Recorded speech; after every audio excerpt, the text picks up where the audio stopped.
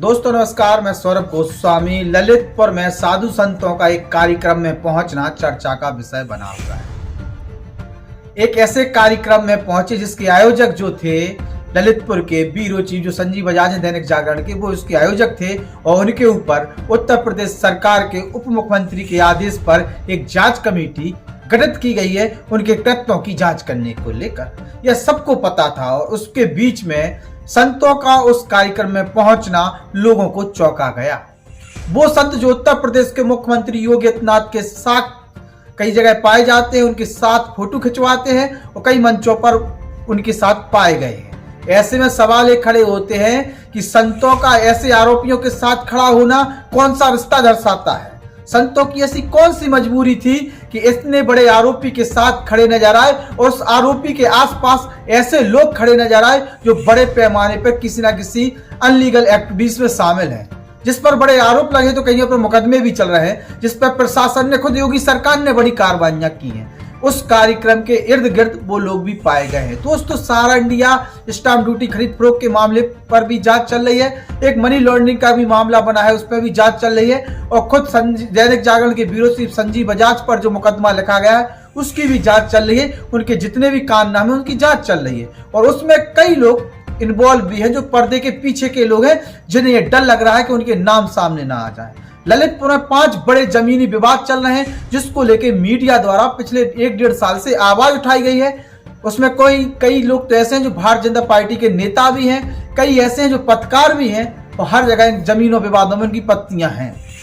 ऐसे लोगों के खिलाफ कार्रवाई को लेकर लगातार मीडिया द्वारा खबरें प्रकाश की गई हैं, लेकिन कहीं ना कहीं उनकी राजनीतिक कद और उसके साथ साथ सत्ता संरक्षक माफियाओं का उनका साथ उन्हें बचा ले जाता है। सत्ता संरक्षक माफियाओं की अगर हम बात करते हैं तो सत्ता संरक्षक माफियाओं का मतलब ये है कि ऐसे लोग जो किसी पार्टी में नहीं होते हैं, जिस पार्टी की सरकार होती है उस पार्टी में वो पहुंच जाते हैं। उसी तरीके से ऐसे कुछ पत्रकार जो किसी पार्टी को सपोर्ट नहीं करते, जिस पार्टी की सरकार होती है उस पार्टी में पहुंच जाते हैं। उनके इर्द गिर्द के नेताओं के जो लोग होते हैं या नेता संरक्षक माफिया होते हैं या अधिकारी संरक्षक माफिया होते हैं, इन सबको संरक्षण देने का काम कर देते हैं। जहां जिन लोगों पर प्रशासन बड़े पैमाने पर कार्रवाई करता है वो सभी माफिया कहीं ना कहीं पत्रकारों के करीब नजर आते हैं, जिससे उन्हें संरक्षण मिले और कुछ अधिकारियों के पास या कुछ नेताओं के पास भी वो संरक्षण पाने की कोशिश करते हैं। तो ये सब एकजुट हो रहे हैं, एक साथ दिखाई दे रहे हैं और अब उन सब की कलाई खुलती हुई नजर आ रही है। तो उन्होंने अब साधु संतों को ढाल बनाने का काम आरंभ कर दिया है।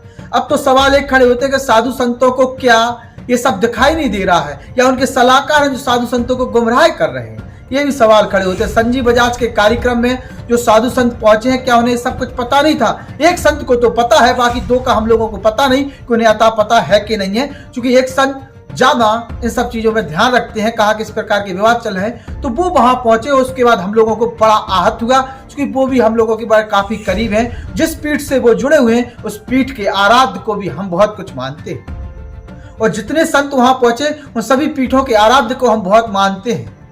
इसलिए जैसे ही वो पहुंचे, जिसमें मैं खुद इन्वॉल्व हूं, मेरे ऊपर खुद एक फर्जी मुकदमा दैनिक जागरण के ब्यूरो चीफ संजीव बजाज द्वारा लिखवाया गया और उसमें इन संतों को पता भी था कि सौरभ गोस्वामी के ऊपर इसने मुकदमा लिखवाया है। इसके बाद भी संत खुले तौर पर उसके साथ खड़े नजर आए तो फिर तो सवाल खड़े किए ही जाएंगे कि संत आप बता दीजिए आप गलत और सही के साथ हैं या किस तरीके से आप ऐसे माफियाओं के साथ खड़े हो गए। धर्म की इस लड़ाई में, अधर्म और धर्म की इस लड़ाई में आप अधर्म के साथ कैसे खड़े हो गए, ये सवाल खड़े करते हैं। वो भी तब जब एक उत्तर प्रदेश के मुख्यमंत्री खुद योगी हो, जो लगातार माफियाओं पर कार्रवाई कर रहे हो और जिस व्यक्ति ने मेरे ऊपर मुकदमा लगाया पूरी तरीके से गलत मुकदमा है, साक्ष्य सबके सामने है। ऐसे में अगर संतों का वहां खड़ा होना होगा है तो आम जनता चर्चा कर रही है कि आखिरकार बाबाओं का काम क्या है। पूजा पाठ, धार्मिक कार्यक्रम और उसके माध्यम से जन चेतना बढ़ाना, या फिर जो भी बड़े बड़े माफिया जिन पर कार्रवाई होगी वो मंदिरों में संरक्षण लेने के लिए पहुंच जाएंगे, वो भी ऐसे बाबाओं के साथ जो जिसके मुख्यमंत्री के साथ संबंध। ऐसे में जांच कहां से होगी, अधिकारी कार्रवाई कैसे जुटा पाएंगे, कार्रवाई करने की हिम्मत कैसे जुटा पाएंगे, ये सवाल खड़े होते हैं और इन सवालों के जवाब इन मठों के महंतों को देना होगा।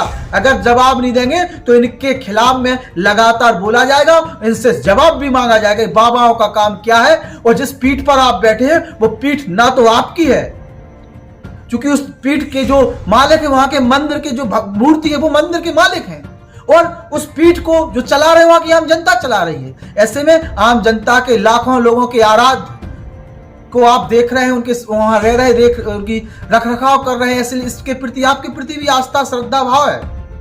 और संत अगर इस प्रकार से पक्षपात करेंगे तो फिर संत समाज के ऊपर से भरोसा उठेगा, हम जैसे लोगों को बोलना पड़ेगा। कहीं ना कहीं उन्हीं आराध्य की इच्छा है कि हम आप लोगों के खिलाफ में बोले, इसलिए हम बोल रहे हैं। और आपको कहीं ना कहीं आप लोग अपने पद से विमुख हो गए हैं, आप जिस मार्ग के लिए चलना चाहिए उस मार्ग पर नहीं चल रहे हैं, इसलिए हम जैसे लोगों को बोलना पड़ रहा है। हम तो आशा करते हैं कि हनुमान जी आप लोगों को सद्बुद्धि दें, और जिस प्रकार से आप लोग गलत रास्ते पर निकल गए हैं, आप तत्काल उस रास्ते को बदल दें तो ज्यादा अच्छा होगा, क्योंकि जनता सत्य के साथ खड़ी है, असत्य के साथ नहीं खड़ी है। इस धर्म युद्ध में हर कोई मेरे साथ में है, हनुमान जी खुद साथ में है। हम बाबाओं से यही कहना चाहेंगे कि अगर आप जाने अनजाने में गए हैं तो आप जनता के सामने अपना पक्ष रख दीजिएगा, ज्यादा अच्छा है। और अगर जानबूझ के गए हैं तो आप गलत कर रहे हैं, हनुमान जी की इच्छा के विरुद्ध जा रहे हैं, और फिर आप भी उसी पात्र के लिए चुने जाएंगे जिस पात्र के लिए और लोग चुने जा रहे हैं। जय हिंद। हमारे YouTube channel the Bundelkhand post को सब्सक्राइब करें।